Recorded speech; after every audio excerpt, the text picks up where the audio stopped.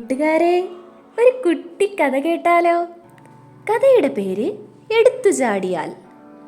ഒരു കുറുക്കൻ കാട്ടിലൂടെ നടന്നു വരികയായിരുന്നു.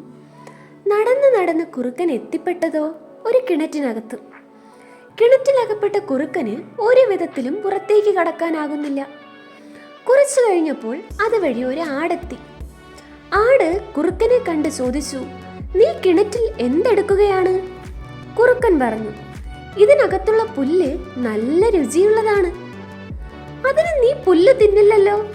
എന്ന് ആട് കുറുക്കനോട് ചോദിച്ചു.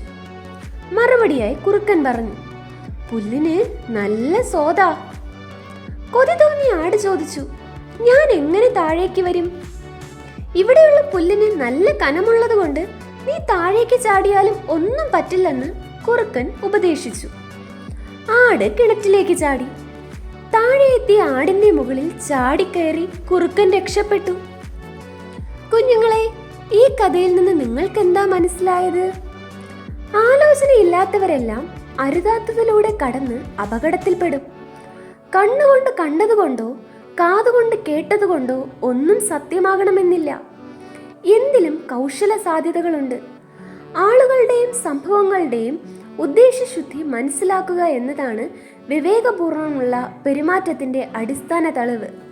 അങ്ങനെയായിരിക്കാൻ നമുക്ക് കഴിയട്ടെ. Thank you.